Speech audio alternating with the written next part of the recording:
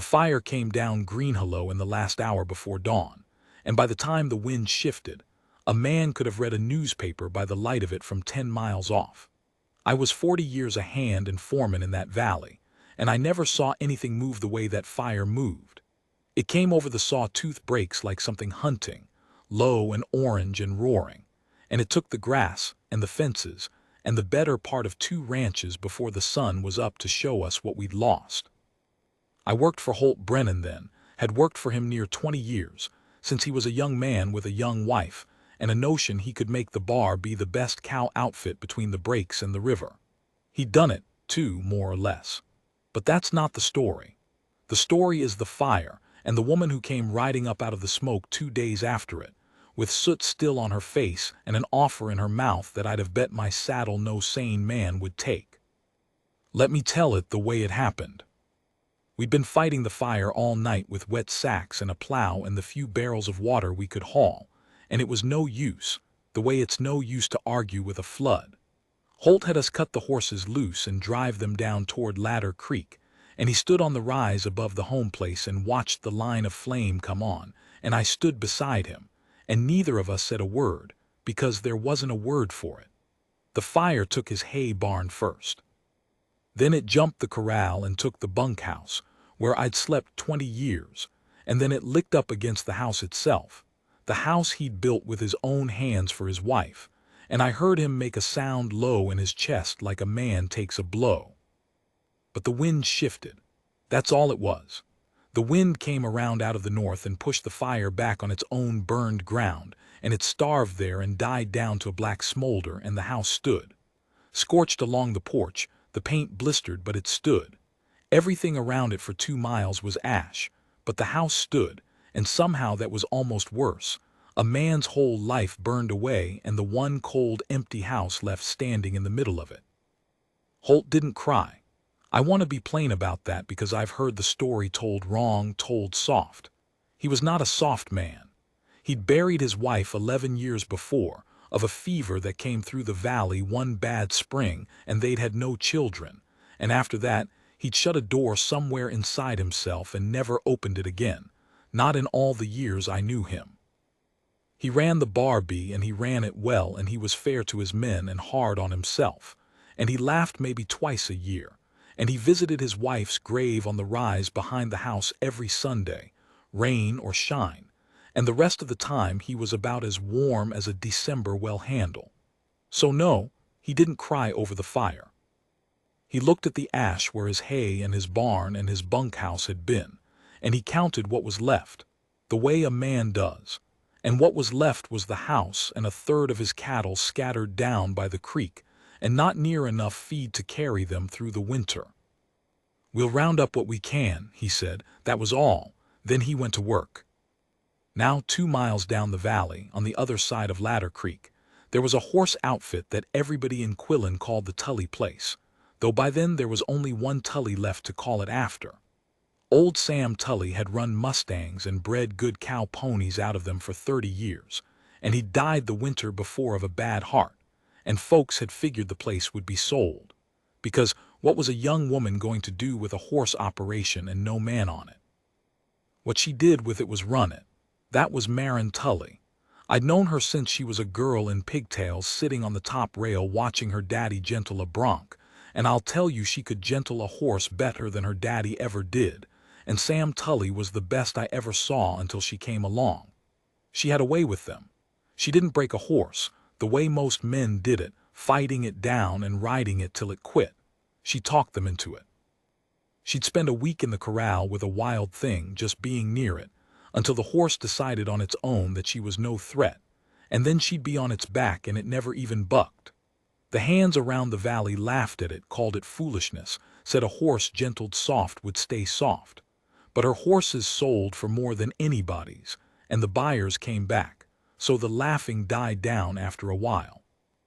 The fire took the Tully place harder than it took us. It took her barn and her hay and her tack shed and her feed, all of it, and it took the little frame house her daddy built, burned it flat to the chimney. What it didn't take was her horses, because she'd done the same as Holt and cut them loose ahead of it, and they'd run down to the creek and stood in the water with their eyes rolling white, and after they came back to her whistle the way they always did.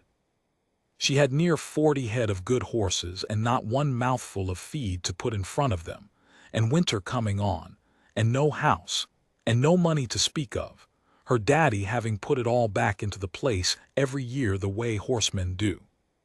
I tell you all this so you'll understand what kind of woman it was that rode up to the bar 2 days after the fire. Not a helpless one, not a woman looking to be saved. She was 26 or 27 that year, and she'd buried her father and held her place alone for a year against every man in the county who thought she ought to sell. And she rode up our lane on a blood-bay gelding sitting straight as a fence post, with the burned valley black behind her and her jaw set, and she asked to speak to Holt Brennan on a matter of business. I went and got him. He was down at the creek doctoring a cow that had scorched her legs, and I said, "The Tully girl's up at the house, says it's business." He looked at me a second, and then he wiped his hands and came. She didn't get down off her horse right away.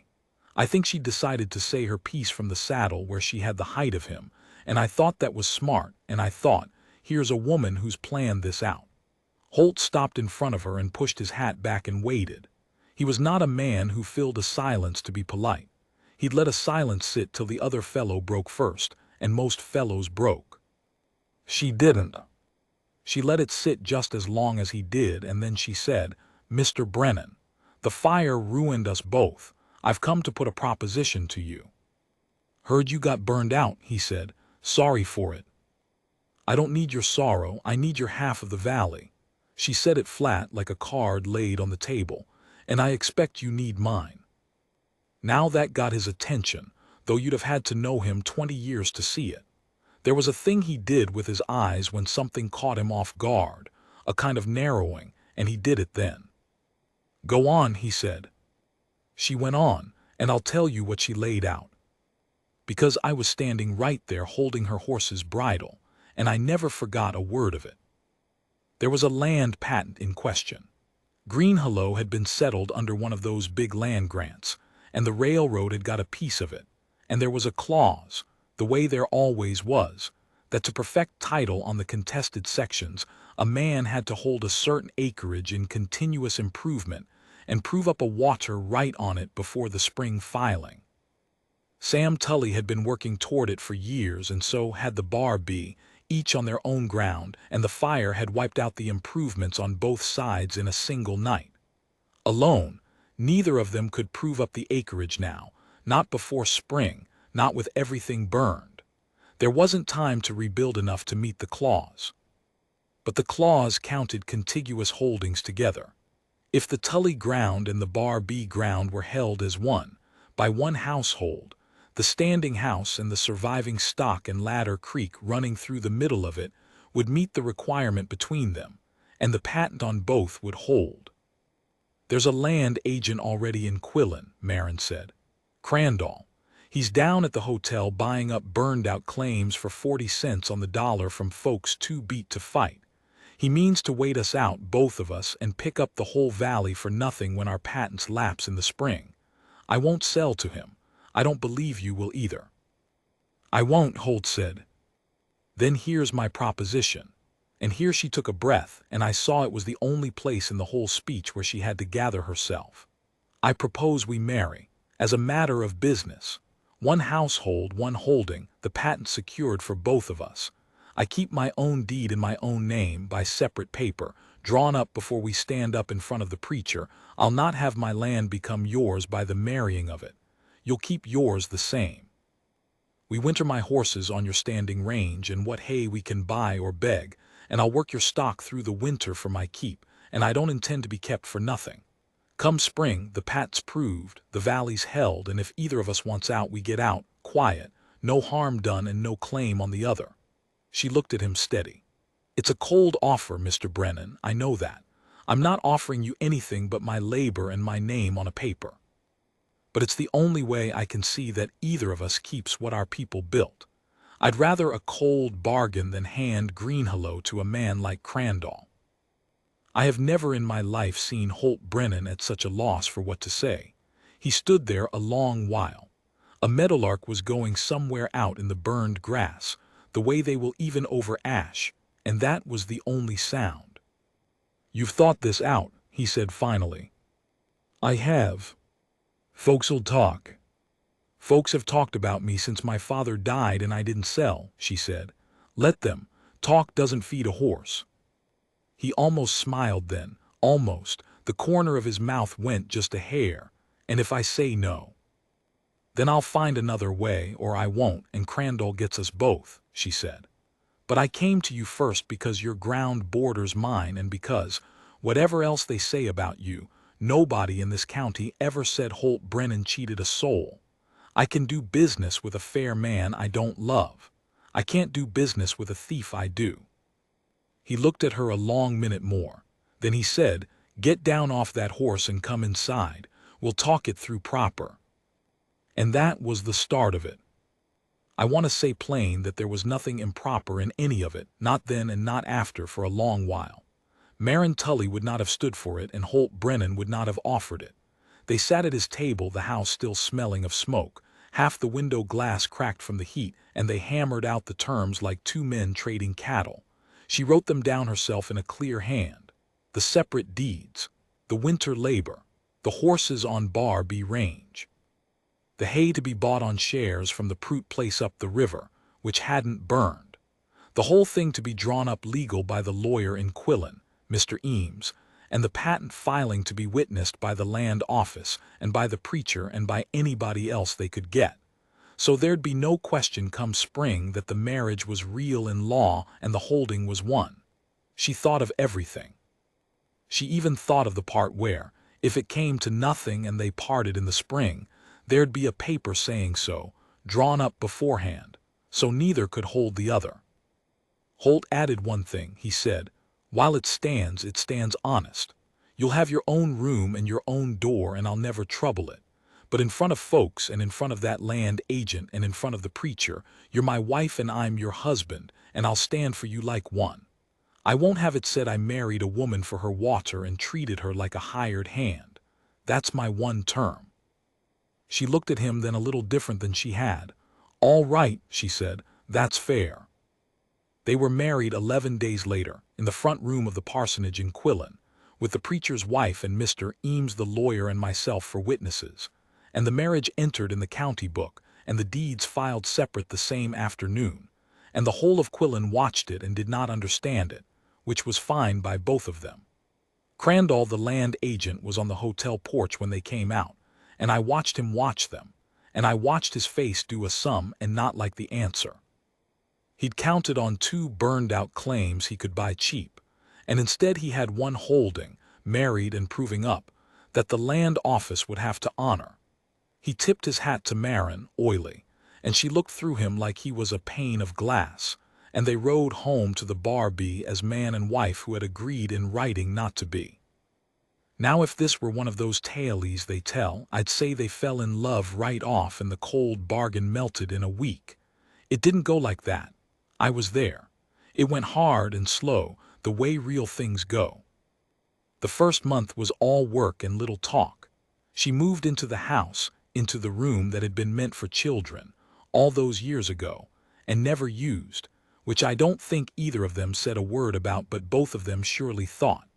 She brought her saddle and her tack and a trunk of her daddy's books and a photograph of him in a black frame, and that was about all she owned in the world that the fire had left her. She put up her own little corral down by the creek for her horses, and she worked them mornings. And afternoons she was out with us on the Bar B stock. And I'll tell you she could rope and ride and doctor a cow with any hand I ever worked beside. And the men, who'd come ready to resent a woman put over them by marriage, came around to her fast, because she never asked a one of us to do a thing she wouldn't do herself. And she was easy to work for, and quick to praise good work, and slow to blame. Holt and her circled each other those weeks like 2 strange dogs, polite, careful. He kept his side of the bargain to the letter, never went near her door, hardly looked at her across the supper table, spoke to her about cattle and feed and the weather and nothing else. And she did the same. They were the 2 most careful people I ever saw under one roof. I thought it would just go on like that, two strangers wintering and split in the spring, and that would be the whole of it. What changed it was the horses. It generally is, in my experience, the small thing nobody plans on. It came on cold early that year, a hard freeze the second week of November, and the hay we'd bought on shares from Prout wasn't enough, not for the Bar B cattle and Marin's 40 head of horses both. Holt knew it. He'd been chewing on it for a week, the way he chewed on a worry, in silence. And one night at supper he set down his fork and said, flat, "We can't winter them all. The horses'll have to go." Marin went still. "Go where?" "Sell what you can. The rest we turn out and take our chances. There's not feed for all of it. The cattle come first. They're the outfit." Now she'd agreed to a cold bargain, and a cold bargain it was, and by the strict letter of it he was right. The Bar B was the outfit, the cattle were the money, the horses were hers and hers to lose. She could have fought him and it would have been a fair fight. But she didn't fight him. She sat there a second and then she said, quiet, "Those horses are 40 years of my father's life and mine. There's mares in that bunch his daddy bred. You're asking me to turn out my whole family to die in the snow." "I'm not asking. I'm telling you what the feed says." "Then I'll buy more feed." "With what?" And she didn't have an answer to that, because she had nothing. The fire had taken all of it, and she knew it and he knew it. She got up from the table and went out into the cold without her coat and stood down by her corral with her horses in the dark, and I saw it from the bunkhouse window. We'd put up a rough new bunkhouse by then, and I saw Holt sitting at the table a long time with his head down. And then I saw him get up and take his coat off the peg and her coat too, and go out after her. I don't know everything they said. I know what he told me after, years after, when he was an old man and I was an older one, and we'd both gone soft enough to talk about such things. He said he went down there meaning to tell her again, harder, that the horses had to go, because that was the sense of it. And he got down there, and she was standing with her arms around the neck of that old bloodbay, the gelding she'd ridden up our lane the day she made her offer. And she wasn't crying, he said. She was just standing there holding on, the way you hold onto a thing you've decided to lose. And he said something turned over in him that hadn't turned over in 11 years. What he did was put her coat around her shoulders, and then he said, "We'll sell off the cattle that's scorched. They'll never winter sound anyway. That'll buy hay enough for the horses and the rest of the herd both, if we're careful. Nobody turns out their family on this place." She turned around and looked at him, and he said, "This is the part he told me." An old man with his voice gone rough, he said, "I had a family once. I know what it costs to lose one." That was the first crack in it, just that. He didn't touch her beyond the coat. They walked back up to the house in the cold, not saying anything, and went to their separate doors. But something had shifted, the way the wind shifts and turns a fire, and after that it was different between them, small and careful but different. She started saving him the chair by the stove. He started lingering at the supper table. They got to talking, really talking, not cattle and weather, long after the dishes were done. And I'd see the lamp burning in that kitchen window late, two shadows at the table, and I'd think to myself, well, well. The winter did what winters do, which is throw everything it has at you. It came down hard after Christmas, 3 storms back to back, and we lost some stock and saved most, and it was the hardest pulling together I ever was part of, all of us out in it day and night, Marin as hard at it as any man, and Holt working like he meant to die at it. And somewhere in that hard winter the two of them stopped being strangers under one roof and got to be partners, and somewhere after that. And I'd be a liar to tell you the day, because I don't think they knew it themselves. They got to be something more than partners, though neither one would have been caught dead saying so. I'll give you one night that tells it. It was February, the worst of the cold, and a mare of Marin's was down foaling early and wrong, and it was a bad one, and Marin was up to her shoulder in it in the freezing barn trying to turn the foal, and Holt was right there with her, the two of them on their knees in the straw working over that mare half the night by lantern light. And they got it. They got the foal turned and born and breathing, a little black filly, slick and steaming in the cold, and the mare licking it and nickering. And Marin sat back on her heels in the bloody straw, and I was there. I'd come to help and stayed to watch. Marin sat back and laughed. Just laughed out loud with the pure joy of it, the way you do when a hard thing comes right. And Holt Brennan, who I had not heard laugh above twice a year for 20 years, laughed too, right out loud. The two of them kneeling in the straw laughing at a newborn horse at 3 in the morning in the dead of winter. I went on back to the bunkhouse and let them be. Some things a man oughtn't to watch. Now Crandall, the land agent, had not gone away. I want to be honest that the trouble in this story was never a gunfight or an outlaw or anything you'd put in a dime novel.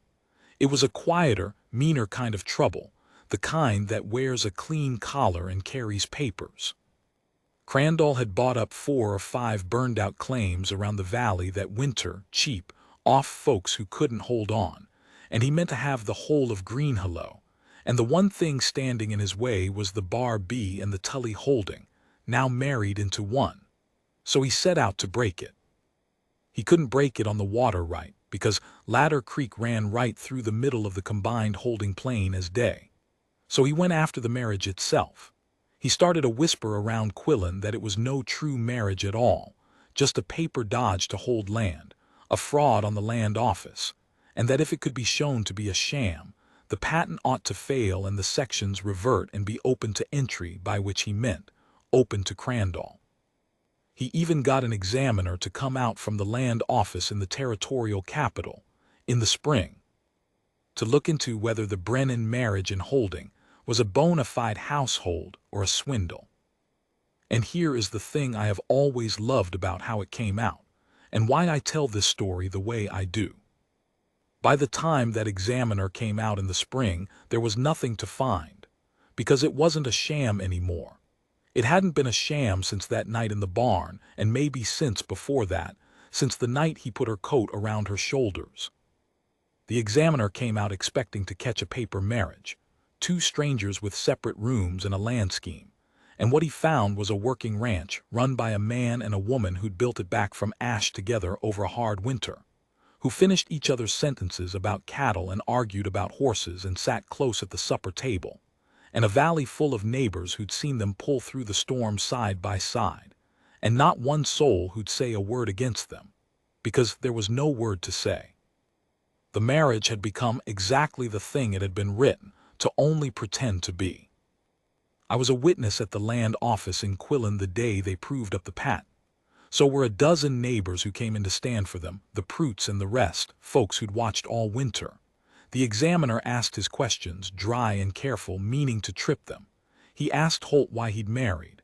And Holt, I'll never forget it, Holt looked at him and said, "Sir, I married for the land. I won't lie to you, and I won't lie to a federal officer to hold a patent. I married Marin Tully to keep my ground and hers out of the hands of a speculator, and that's a fact and it's written in the deeds plain." The examiner's pen started moving, satisfied he had his fraud, and then Holt said, "But that's not why I'm married now." The pen stopped. "I married her for the land," Holt said.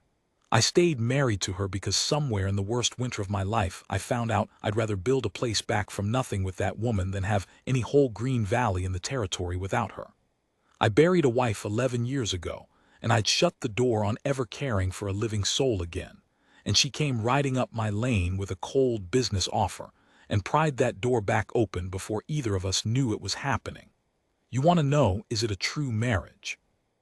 He said it quiet, but everybody in that room heard it. "Ask her. She's standing right there. She married me for the land too. I'd be obliged if you'd ask her what's kept her." And the examiner, looking a little stunned, asked her.